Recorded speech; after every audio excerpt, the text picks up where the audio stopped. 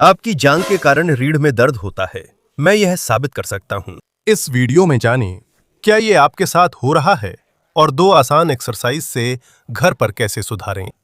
जांघ के पीछे की मांसपेशियां छोटी और सक्रिय होकर आराम नहीं करती, तो वे पेल्विस को अंदर खींच लेती हैं और इस स्थिति में आप हमेशा डिस्क्स पर ज्यादा दबाव डालेंगे, जो कि बुरा है, खासकर उनके लिए जिन्हें डिस्क हर्निया या प्रोट्रूजन है।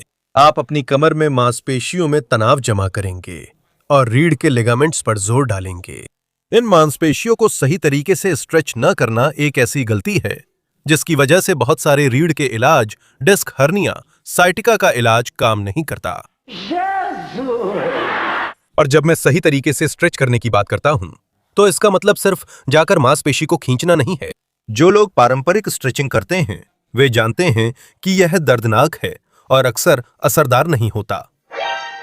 हम हैमस्ट्रिंग्स को रिफ्लेक्स से स्ट्रेच करेंगे ताकि आपको यकीन हो सके और अपने शरीर में फर्क महसूस करें। हम टेस्ट से शुरू करेंगे। आप बस बिना जोर लगाए आगे की ओर झुकेंगे, दर्द होने से पहले तक। यह विचार यह है कि आप बस रिलैक्स करें और आप एक पेन का इस्तेमाल करके निशान लगाएंगे। मुझे यहां पैंट ऊपर करने दीजिए। मैं ये वीडियो शॉर्ट्स या बरमूडा पहनकर बना सकता था, लेकिन बहुत ठंड है। आप बैठेंगे, बस रिलैक्स करें और जहां तक आप हाथ से पहुंच सकें वहां पेन से निशान लगाएं। मुझ पर ध्यान दें। पहला व्यायाम जांघ के पीछे की मांसपेशियों और नसों के बीच की चिपकन को ढीला करने के लिए है। यह जटिल लग सकता है, पर यह मांसपेशियों को अंदर से ढीला छोड़ने जैसा है। आप दीवार के पास लेटेंगे। ये बिस्तर पर, जमीन पर या सोफे पर हो सकता है, जैसे मैं यहां कर रहा हूं। एक पैर नीचे रहेगा, दूसरा पैर सीधा रहेगा। एड़ी टिकाई हुई रहेगी ताकि आपको पता चले कि आप सही दूरी पर हैं, एक प्रभावी और सुरक्षित स्ट्रेच कर रहे हैं। आप अपने पैर को खींचेंगे। मैं यहां मोजा उतार लेता हूं, क्योंकि नहीं तो दीवार गंदी हो जाएगी और मेरी पत्नी को यह पसंद नहीं है। आप अपने पैर को खींचेंगे और आपको सिर्फ पैर के पीछे, पिंडली में, घुटने के पीछे, जांघ में स्ट्रेच महसूस होगा। अगर आपने खींचा और स्ट्रेच महसूस नहीं हुआ, तो आप दीवार से बहुत दूर हैं, तो बस थोड़ा और पास आ जाइए। अगर आपने खींचा और दर्द हुआ, जलन हुई, जोर पड़ा या असहज महसूस हुआ, तो आप बहुत पास हैं, तो बस थोड़ा सा दूर हो जाइए। अपने लिए वो सही और सुरक्षित दूरी खोजने में जितना भी समय लगे, उतना समय लें, ठीक है? इस स्थिति में आप बस अपने पैर की हलचल करेंगे, वही हलचल जैसे कोई मैनुअल सिलाई मशीन चलाता है। क्या हम अपनी उम्र यूं ही बता देते हैं, है ना? हाँ, ठीक है। आप इसे 3 बार करेंगे, 3 सेट, जब तक थक न जाएं। अगर थकान लगे तो पैर नीचे रखें। थकान दूर होने पर दोबारा शुरू करें और हर पैर से 3 बार करें। जब आप उठते हैं तो आपको रीढ़ में बहुत ज्यादा ढीलापन, हल्कापन और आराम महसूस होता है। यही फर्क है बुद्धि का इस्तेमाल करने और ताकत न लगाने में, जब रीढ़ को सुधारना हो। यहां तक कि अगर आप अपनी रीढ़ की देखभाल के लिए एक कदम और आगे बढ़ना चाहते हैं, तो आपके लिए 2 हफ्तों का व्यायाम कार्यक्रम है, जिसे आप अपने घर पर कर सकते हैं, हर दिन के वीडियो को देखकर।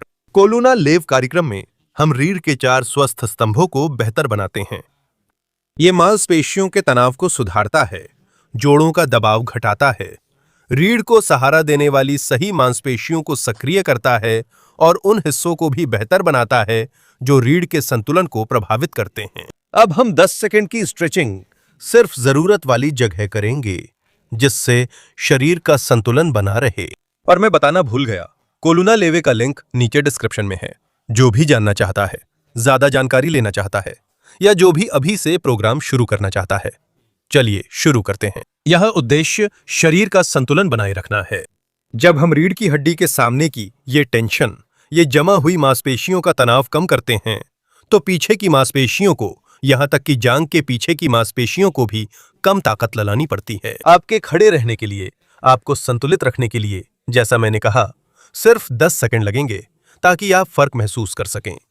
मोबाइल को मेज पर रखिए और मेरे साथ कीजिए। हाथों को कमर के पास रखिए। बेहतर होगा अगर उंगलियां पीछे आपस में छू जाएं। और घुटनों को बिना मोड़े पीछे की ओर झुकिए जब तक आपको सामने, पेट में, छाती में, रीढ़ की हड्डी के सामने एक अच्छा, सुखद खिंचाव महसूस ना हो जाए। इसमें जोर नहीं लगाना है। यह एहसास सुबह की अंगड़ाई जैसा होता है। इस एहसास को 10 सेकंड रखें और अब आप यह परीक्षण दोहराएंगे ताकि देख सकें कि क्या हाथ और आगे तक पहुंचा या रीढ़ की जकड़न खुल गई। और ताकि यह जकड़ न लौटे, आपको यह सीक्वेंस रोज एक बार दोहराना है। अगर दर्द नितंब या पैर तक जाता है तो इस वीडियो में साइटिका के दर्द को समझदारी से ठीक करने का तरीका बताया गया है। देखने के लिए स्क्रीन पर क्लिक करें। अगर मैं आपकी मदद कर सका तो याद रखें कि इस वीडियो को किसी ऐसे व्यक्ति के साथ साझा करें जिसे इसकी जरूरत है। कम से कम एक ऐसे व्यक्ति के साथ जिससे जरूरत है। बस यही मैं आपसे चाहता हूं। अच्छाई की इस श्रृंखला को आगे बढ़ाएं। मैं यहीं पर विदा लेता हूं। आपको ढेर सारा प्यार और अगली बार फिर मिलेंगे।